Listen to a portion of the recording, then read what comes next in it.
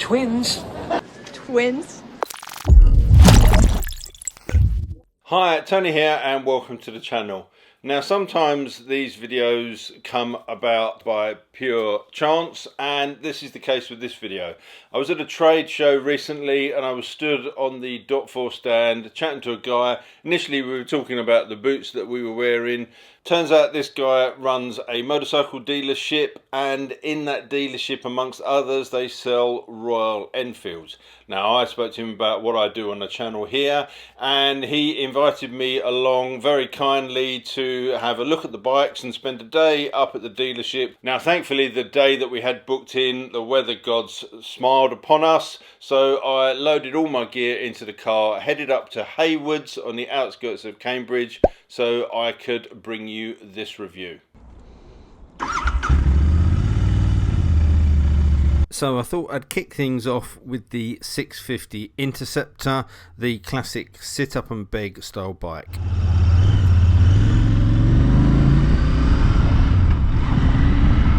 Let's start with getting some of the technical details out of the way. This bike, as well as the Continental GT, are powered by a 650cc parallel twin, which Royal Enfield are calling the rebirth of their legendary parallel twin motor. It offers 47 horsepower at a peak of 7,250 and a maximum of 52 newton meters of torque at 5,250 revs. The crank has a 270-degree firing order, which gives the bike a really nice low down burble and helps with a smooth power delivery. That air-cooled parallel twin motor sits inside a newly designed twin cradle tubular steel frame, and this frame was actually built in conjunction with Harris Performance, who are one of the legendary chassis manufacturers. And the comfort and the control of this chassis is very evident as soon as you swing a leg over the bike. The new 6-speed gearbox is fitted with a slip assist clutch, and I have to say that the action is very positive but also very light and very slick. I was really impressed with its performance. The suspension was plush and pliable, and that was designed in conjunction with Harris again with the frame, so you'd kind of expect that. But you've got 41mm forks on the front with 110mm of travel, non-adjustable, and this is complemented with twin gas charged piggyback shocks at the back. But again, I was really impressed with the quality of the ride. It didn't seem to get flustered. I guess if you're going to be pushing this bike on a little bit, you're going to start to find its limitations fairly quickly. But it's not that type of bike. On the time that I was riding with it, it dealt with the lumpy, bumpy, potholed roads of the UK.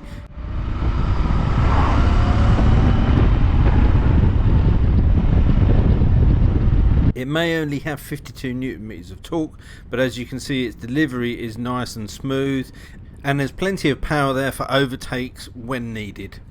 The only other part of the specification I haven't covered, and to finish off, will be the tyres and brakes. Now this bike is fitted with the Pirelli Phantom Sport Comp tyres.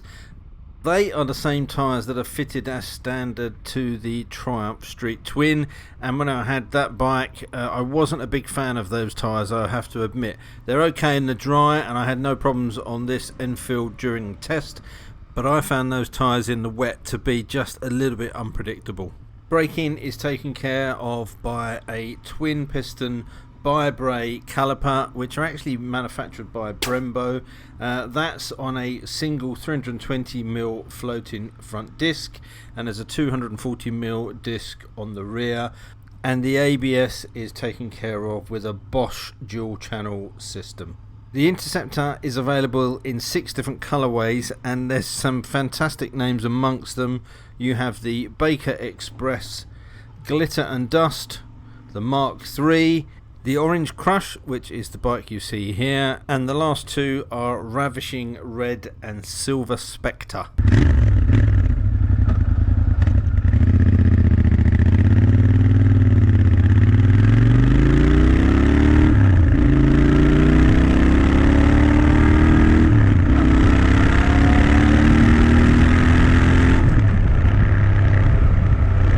try and give you an idea of what the bike sounds like under load. So I mounted the GoPro on the back handrail, and that's about the best I could do. But as I hope you can pick up, the bike provides a great soundtrack for your ride. Well, I found somewhere scenic just to give you a quick walk around and a closer look at the bike.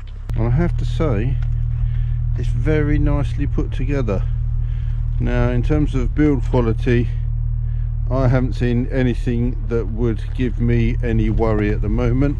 Just excuse my GoPro mount at the back there. It's very nicely put together. Obviously it's built to a budget. It's not going to quite have the sophistication of some of the other modern classics, but when you look at the price of this bike, it's hard to beat. It really is very nicely finished, and there is a lot of option, I think, to customize this. The only thing that's not standard is this windshield that they've added onto that. Everything else is exactly as it comes. I think it's a bike you could really be proud to own. I'm just imagining this with a nice little tail tidy on there, some smaller, lighter exhausts, and a few other bits and pieces. I have to say, it is a cracking little machine. As you can see, very straightforward in terms of the clock. You've got a neutral light but no gear position. You've got a fuel gauge, an odometer, a speedo and a rev counter. But to be honest, what more do you need than that? The rest of the controls are all as you would expect. That seat, nice and comfy. I've only been on it for a few hours, but I have to say, pretty comfortable. No adjustment in the front forks. They are as they come, but you have got some adjustment for preload on the progressive springs on the rear shocks. All in all, a very tidy little bike for the price. Right, I've got to try and get myself out of this field now. Just a quick thank you to the people at Continental Sawmills for allowing me to park up in here and do a little walk around. If you're in need of any timber and you're in this area in Cambridgeshire, give them a call. What's my verdict on the Interceptor 650? Well, it's very positive. It's a good looking bike, it's well put together, it goes pretty well, it stops pretty well, and it handles really well. It is built to a price point, so you have to expect that some of the components may not be necessarily on par with some of its competitors, but those bikes do cost a lot more money, and really there's nothing to worry about on this. If you don't like those front indicators, you can swap those out easily. The hand controls are a little bit plasticky, but nothing to worry about.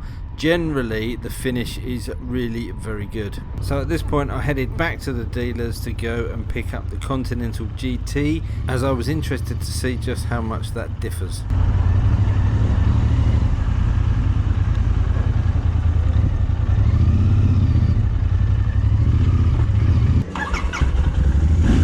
With the Interceptor safely returned, I jumped straight onto the Continental GT and followed pretty much the same route, mainly because I didn't know where I was going.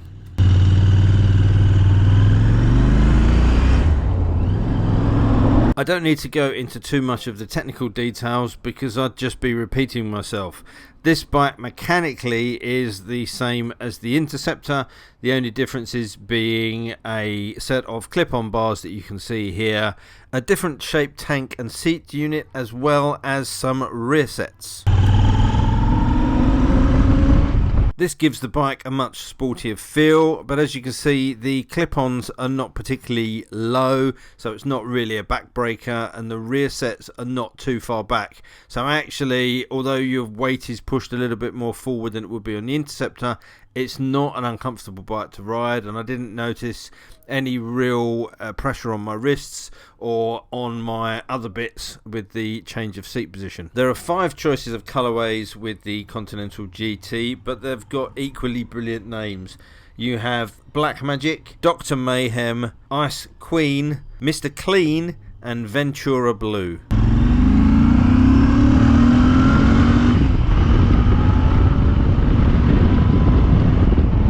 With the exception of the riding position and the looks of the bike, there's not really very much different I can tell you about the ride quality over the Interceptor. It feels the same, just feels a little bit more sportier in that traditional cafe racer style. So I headed back to Cottenham Sawmills just so that you can have a look around this bike, and here's a closer view of it.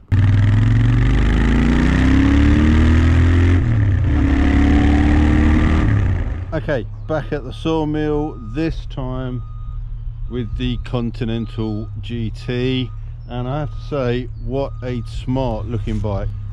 Black rims on this one. Again, it's got the accessory flyer screen. Outside of that, completely standard, and it is a really nice looking cafe racer.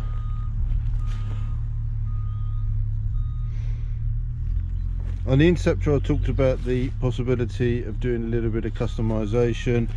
You can see the bike comes with these fender extenders which are easy to remove, and the same for the rear. You've got this big piece at the back that can be unscrewed, and you can have a much shorter, smaller mudguard. It would be nice as well to fit LED lights to the back here and a smaller rear tail light, but as it stands, it's a pretty decent looking bike. Classic upswept pipes at the back, pegs slightly further set back, so rear sets but not overly aggressive. Of the two bikes, I think this Continental GT is my favourite. I really like the looks, I really enjoy the riding position, and it just feels a little bit more engaging to ride. But the other bike, again, for bimbling around country lanes and around and about when the weather's nice, it's absolutely fantastic. So Continental GT, classic cafe racer styling, really nicely put together, cheap. I think it's somewhere between 6,000 and 6,500 on the road. I'll put the price on the screen, current retail price in the UK. That's a lot of bike for that money. It is half the price of a Thruxton R, for example. Is it as good as a Thruxton R? Well, no, the componentry and the performance is nowhere near that, but this is still a fantastic bike to ride. Great fun, plenty of power, looks the part. I can see this being a really popular bike here in the UK. So if you're looking for a cafe racer style bike, you can't go far wrong with this.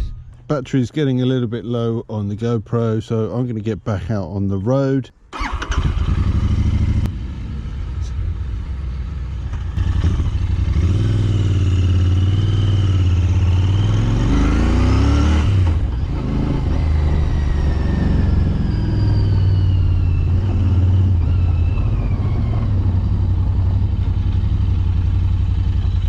Okay, I hope you found that useful. I've given you as much information as I think I could given the time that I had on the bikes, but the one thing I will take away from that day is just how much fun these bikes are to ride. How these bikes hold up over the long term is hard to say, and we can only do that by doing a long-term test. But from what I've seen of the bike, there's nothing there that really worries me about this. And again, that simplicity probably makes this a bike a much easier thing to repair. And I can imagine actually the servicing costs are pretty low. But even if you take the price of these bikes out of the questions, they are still really nice bikes, really comfortable, great fun to ride. So if you are considering a modern classic or a retro looking bike and you want that little bit of authenticity, you want to stick to the air-cooled motors, then get along to a Royal Enfield dealership, swing your leg over one of these and give it a try. I think you'll be very pleasantly surprised. So not a lot more I can add. If I've missed anything or there's something you want to know that I may be able to answer, pop them in the comments down below. And until next time, all that leaves me to say is thanks for watching, take care, ride safe, and I'll see you soon. Bye.